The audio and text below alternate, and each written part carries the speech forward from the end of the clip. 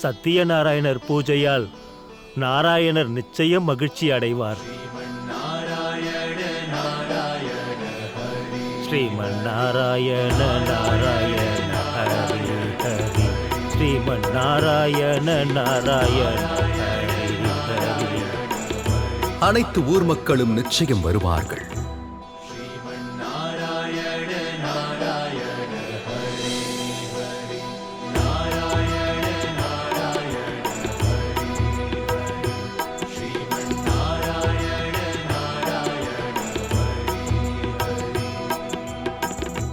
யாருமே வரவில்லை நாராயணரே. ஆனால் உங்களுடைய இந்த பக்தன் ஆழ்ந்த பக்தியோடு இந்த சத்யநாராயணர் பூஜையை நடத்துகிறான். இதை ஏற்றுக்கொள்ளுங்கள் நாராயணரே.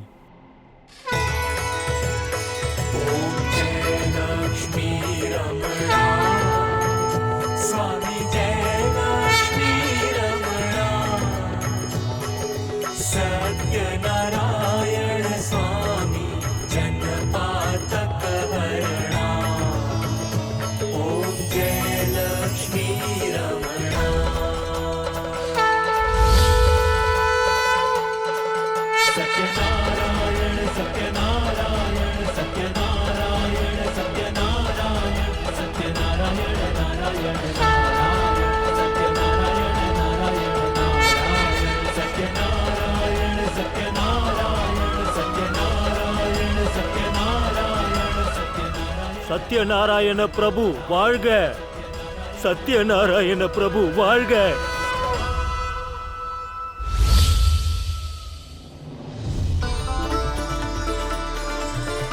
என்னுடைய நாராயணர் என் பூஜையை, நீங்கள் என் பூஜையை ஏற்றுக்கொண்டீர்கள்.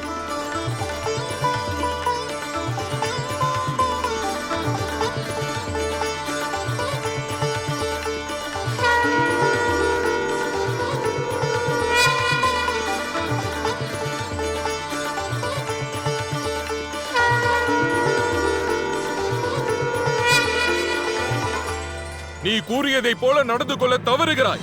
ஏன் கூச்சலிடுகிறாய்? மற்றவர்களுக்கு கேட்டுவிடும். கேட்டுவிடட்டும். பங்கு போடுவதில் என்னை ஏமாற்ற பார்க்கிறாய்.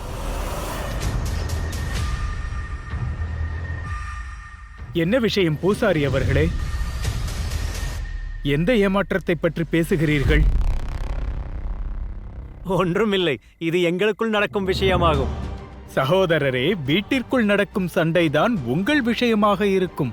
ஆனால் அதே சண்டை ஊர் தெருமுனைக்கு வந்துவிட்டால் அது ஊர் மக்களின் பொது பிரச்சனையாகிவிடும் அல்லவா? என்ன மக்களே? நான் வந்ததற்கும் காரணம் இருக்கிறது. கோவிலின் விதிமுறைகள் எனக்கு தெரியும். இங்கு தினமும் அன்னதானம் நடக்குமாம். ஆனால் அப்படி நடப்பதாக தெரியவில்லையே. இதற்கு முன் அன்னதானம் செய்தார்களா? அன்னதானம் நடந்து கொண்டிருந்தது. அப்பொழுது பழைய பூசாரி இருந்தார். இப்போது புதிதாக வந்த பூசாரியால் எல்லாம் நிறுத்தப்பட்டது. இருக்கும் உணவை இவரே உண்டு விடுகிறார். யாருக்கும் தானம் கொடுப்பதில்லை. அது மட்டுமல்ல, நல்ல நல்ல விஷயங்களையும் இவர் நிறுத்திவிட்டார். நான் எங்கே நிறுத்தினேன்? இவர்தான். நானா?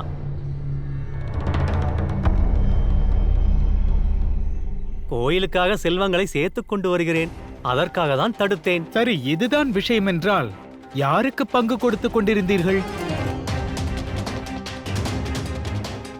அது வேலையை பங்கிடுவதை பற்றி பேசிக் கொண்டிருந்தோம். நல்லது நல்லது. பூசாரி அவர்களே, உங்களுக்கு சேர வேண்டியது கிடைத்து விட்டதல்லவா? எங்கே கிடைத்தது? இவரே எடுத்துக் கொள்கிறார். அதோடு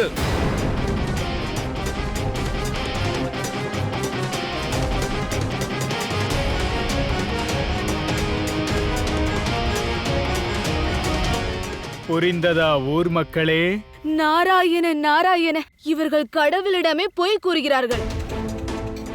அதனால்தான் பழைய பூசாரியையும் விரட்டி விட்டார்கள்.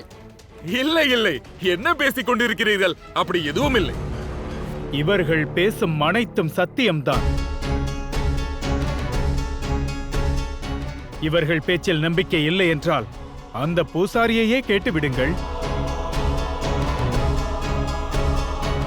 இதெல்லாம் உண்மை கிடையாது. நானும் புத்தி கெட்டு போயிருந்தேன். இருந்தாலும் கோவிலின் அன்னதான செல்வத்தை நான் என்றும் திருடவில்லை. ஆனால் இந்த ஊர் தலைவருக்கு தட்சணையாக வரும் செல்வத்தில் பங்கு தேவையாக இருந்தது. அதன் காரணமாகத்தான் என்னை நீக்கிவிட்டார். இதுதான் சத்தியம். இந்த பெரியவரிடம் கோவில் பொறுப்பு இருந்தவரை எங்களுக்கெல்லாம் உணவு கிடைத்தது. எல்லோரும் தவறு செய்கிறார்கள். இவரோ பட்டினி கடந்து பிராயச்சித்தம் செய்திருக்கிறார். அதோடு இன்றும் தனியாக நாராயணருக்கு பூஜை செய்தார். சத்யநாராயண பூஜை. அதோடு பாருங்கள், அவர் செய்த தவறையும் ஒப்புக்கொண்டு விட்டார். இந்த பூசாரியை விரட்டுங்கள், ஊர் தலைவரையும் அகற்றுங்கள். ஒரு நிமிடம் அமைதியாக இருங்கள். கொஞ்சம் அமைதி காக்க வேண்டும்.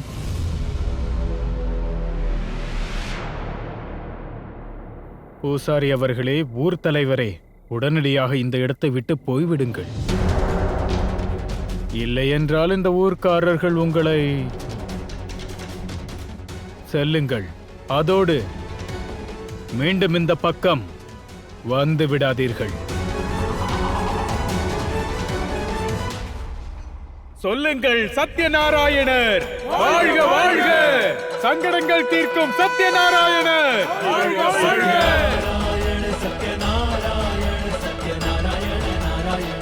சத்யநாராயண பகவான், உங்களுக்கு எனது கோடான கோடி நன்றிகள். என் இதயத்தில் இருந்த பாரத்தை, அதோடு என் மீது இருந்த களங்கத்தையும் போக்கிவிட்டீர்கள்.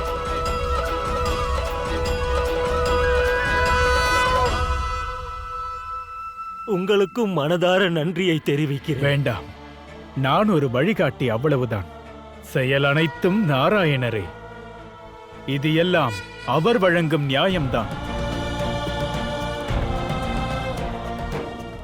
சொல்லுங்கள் ஊர் மக்களே, கோவிலில் நாராயணர் பூஜையை யார் செய்ய வேண்டும்? அதுதான் பூசாரி இருக்கிறாரே, செய்த தவறுக்கு பிராயச்சித்தம் செய்துவிட்டார். அதோடு இவர் நாராயணரின் உண்மையான பக்தனாவார். ஆமாம், இவரே பூஜை செய்யட்டும். அதுதான் நல்லதாகவும் இருக்கும். அற்புதமாக சொன்னீர்கள். பார்த்தீர்களா? இதுதான் சத்யநாராயண பூஜையின் மகிமை. ஆமாம் பக்தா, இனிமேல் கவலையின்றி உங்கள் கடமையை செய்யுங்கள்.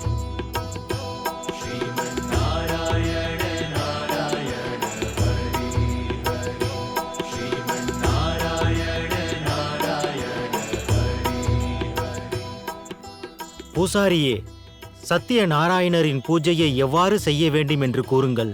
எனக்கும் என் கவலைகளில் இருந்து முக்தி கிடைக்க வேண்டும். நிச்சயமாக. ஆனால் முதலில் இந்த பிரசாதத்தை சாப்பிடுங்கள். சத்யநாராயணரின் பூஜை சுகம் மற்றும் செல்வத்தின் கதவை திறந்துவிடும். மனதார பிரார்த்தனை செய்தால் பகவான் மகிழ்ச்சி கொள்வார். வாழ்க சத்யநாராயணரின் புகழ்!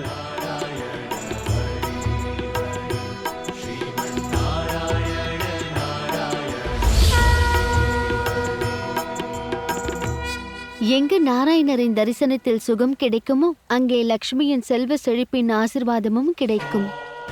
அழகான வார்த்தை. அதாவது சத்யநாராயண பூஜை செய்பவர்கள் அன்னை லக்ஷ்மி மற்றும் நாராயணர் இருவருடைய ஆசீர்வாதத்தையும் பெறுவார்கள். அற்புதம் பிரபு. இதில் அனைவரது நலனும் அடங்கியுள்ளது. இந்த அற்புதமான நற்செய்தியை கோவிலில் உள்ள அனைவருக்கும் தெரிவிக்க வேண்டும் பிரபு. நிச்சயம் தேவரிஷி. இந்த பிரச்சாரத்தை பக்தர்களே செய்வார்கள். அதோடு உலகத்தில் இப்பூஜையின் தாக்கமானது சுயமாகவே பரவும். நானும் உங்களுடைய பக்தன் தானே. சத்யநாராயண பூஜை பற்றி பிரச்சாரம் செய்வது என்னுடைய கடமையும் தானே. நிச்சயம் தேவரிஷி. உத்தரவு கொடுங்கள் பிரபு. பூலோகத்திற்கு செல்லவா?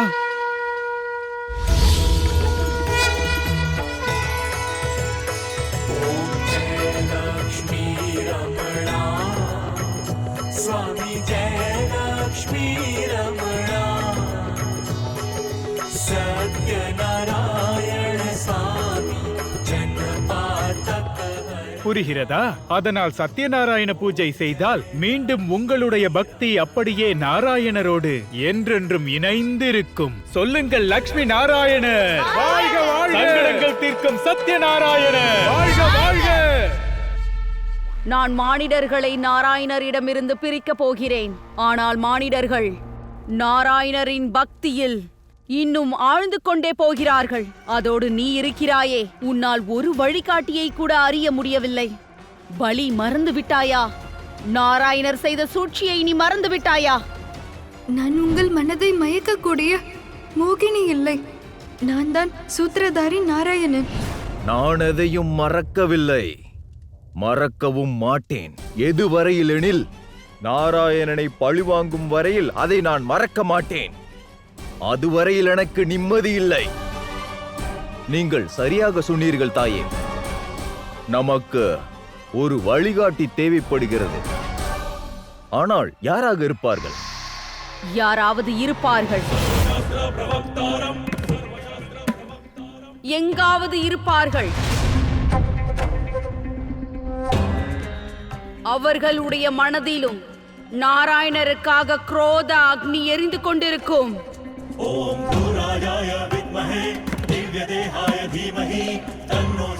அவரும் நம்மை போலவே நாராயணரின் அழிவை எதிர்பார்த்து கொண்டிருப்பார். நாராயணரே,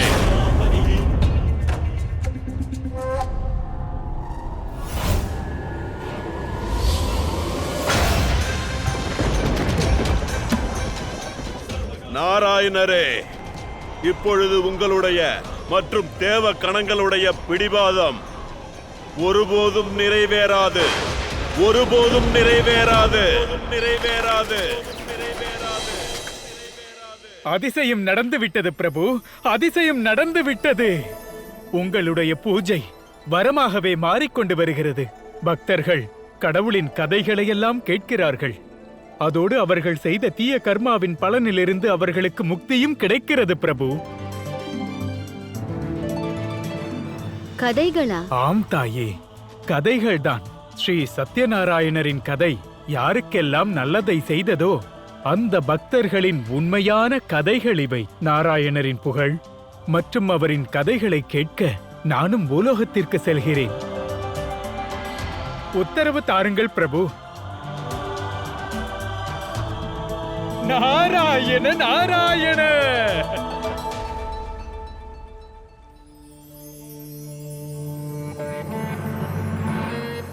என்ன விஷயம் தேவி? எனக்கும் தான் உத்தரவு வேண்டும். நானும் சத்யநாராயணர் கதையை கேட்க ஆவலாக இருக்கிறேன். ஆனால் தேவி, நாராயணரே, எனக்கு அனுமதி கிடைக்காதா?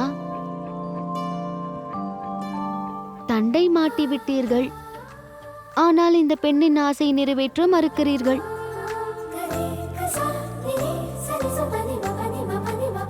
தங்கள் ஆசையையும் நிறைவேற்றுவேன், தங்களோடு கதைகளையும் கேட்பேன்.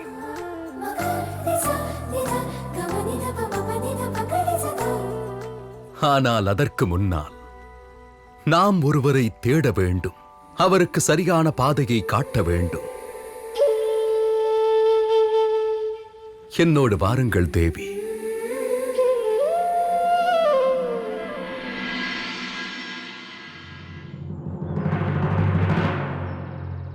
ஸ்ரீ சத்யநாராயண பகவான் வாழ்க வாழ்க.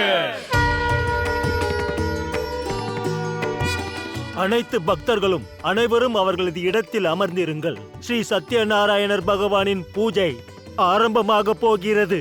உங்களுக்கு பிரசாதம் கிடைக்காத வரையில் யாரும் இந்த பூஜையில் இருந்து எழுந்து செல்லக்கூடாது. யாரெல்லாம் சத்யநாராயணர் பூஜையை செய்கிறார்களோ அவர்கள் தங்கள் அனுபவத்தை அனைவரிடமும் பகிர்ந்து கொள்ளலாம். பொறுங்கள் பக்தரே.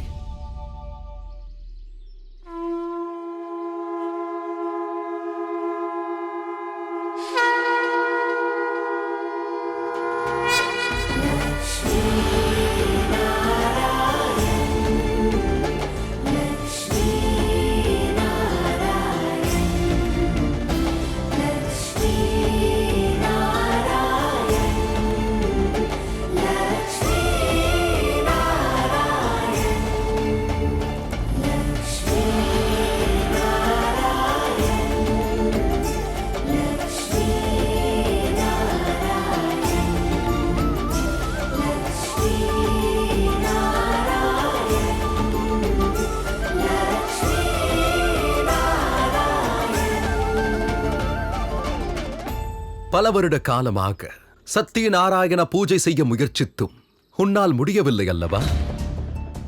என்ன ஆயிற்று விருந்தினரே?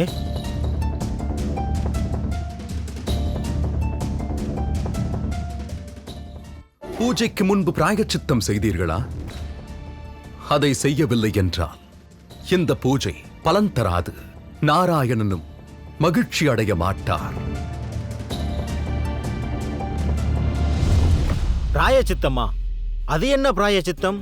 நானே வருத்தத்தில் இருக்கிறேன். அமைதிக்காகவும் செல்வத்திற்காகவும் பூஜை செய்கிறேன்.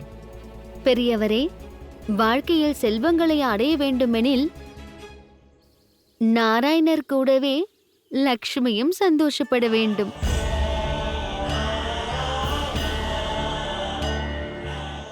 ஆனால் நான் என்னதான் தவறு செய்தேன்? எதற்காக பிராயச்சித்தம் செய்ய வேண்டும்? அங்கு பாருங்கள். அந்த விறகை தாங்கள் வெட்டினீர்கள். அது என்னுடைய வாழ்வாதாரமாயிற்றே. அதுதான் என்னுடைய தொழில். உன் வருத்தத்திற்கு காரணமே இதுதான். நீங்கள் இருவரும் என்ன கூறுகிறீர்கள்? இது காய்ந்து போன விறகுகள். விறகுகளை விற்கவில்லை என்றால் இவர் வாழ்க்கையை எவ்வாறு நடத்துவார்? சரியாக கூறினீர்கள். விறகை வெட்டுபவன் விறகை வெட்டவில்லை என்றால் அதன் பின் வாழ்க்கை எவ்வாறு நடக்கும்? இருந்தும் தங்களுடைய வாழ்க்கையை நடத்துவதற்காக பிறருடைய வாழ்க்கையை நாசம் செய்கிறீர்கள். பக்தா, தெளிவாக கூறினால்தான் எனக்கு புரிய வரும்.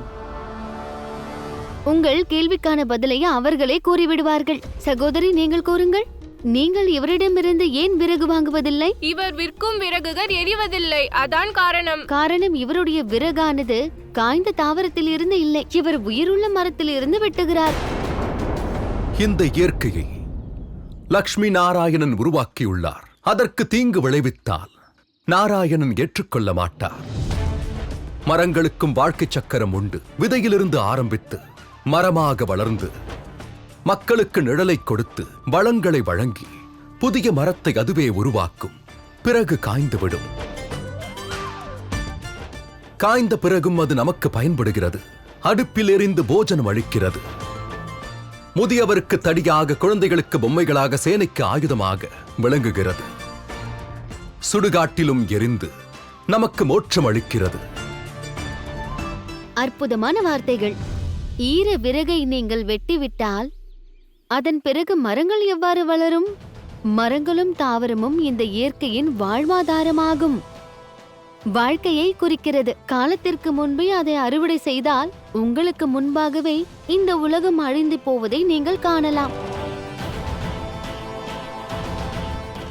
நீங்கள் சரியாக கூறினீர்கள். நான் என் காலம் முழுவதும் இந்த தவறை செய்திருக்கிறேன். லக்ஷ்மி நாராயணர் என்னை ஒருபோதும் மன்னிக்க மாட்டார். தூய்மையான மனதோடு நீங்கள் மன்னிப்பு கேட்டால் போதாது, அதோடு தீர்மானமும் எடுக்க வேண்டும். மீண்டும் இந்த தவறை செய்யாமல் இருக்க வேண்டும். அப்போது லக்ஷ்மி நாராயணர் கண்டிப்பாக உங்களை மன்னித்து விடுவார்கள்.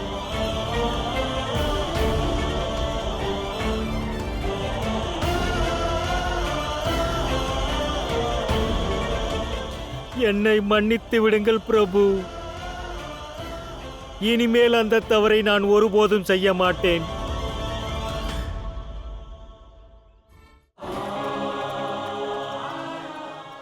மனதார பிராயச்சித்தம் செய்து விட்டாய் பக்தா. இப்பொழுது பூஜையை தொடங்கு. இனி பூஜைக்கான பலனும் கிடைத்துவிடும். சத்திய நாராயண பூஜையை செய்வதற்கான தீர்மானமும் நிறைவேறும்.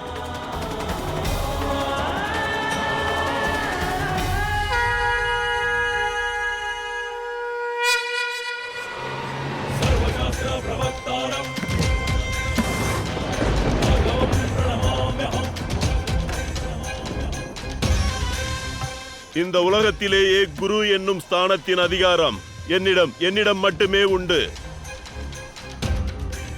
பிரகஸ்பதி ஒருபோதும் கிடையாது.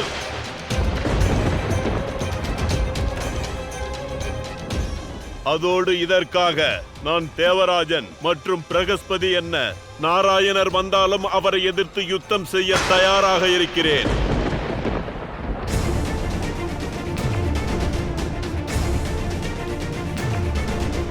சுக்கராச்சாரியாரே, நீங்கள் என்னோடு அல்ல, உங்களிடம் இருக்கும் குறையோடு போராட வேண்டும். இது உச்சிதம்தான். இன்று நாம் அந்த முடிவை பார்த்து விடலாம். என்ன குறை என்று பார்த்து விடலாம். உங்கள் திறமையையும் பார்த்து விடலாம். வாருங்கள், யார் சிறந்தவர் என்று பார்க்கலாம்.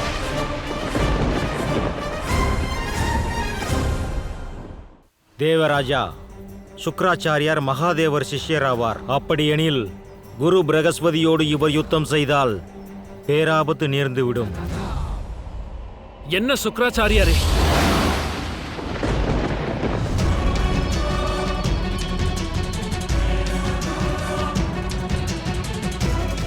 தேவராஜா, இன்று பார்வையாளராக இருப்பதே புத்திசாலித்தனமாகும். இன்று இந்த உலகத்தில் இருக்கும் எந்த ஒரு சக்தியும் இங்கு நடக்க இருப்பதை தடுக்க முடியாது.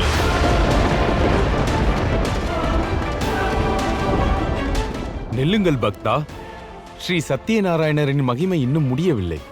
அதனால் தாங்கள் இப்போது செல்லக்கூடாது.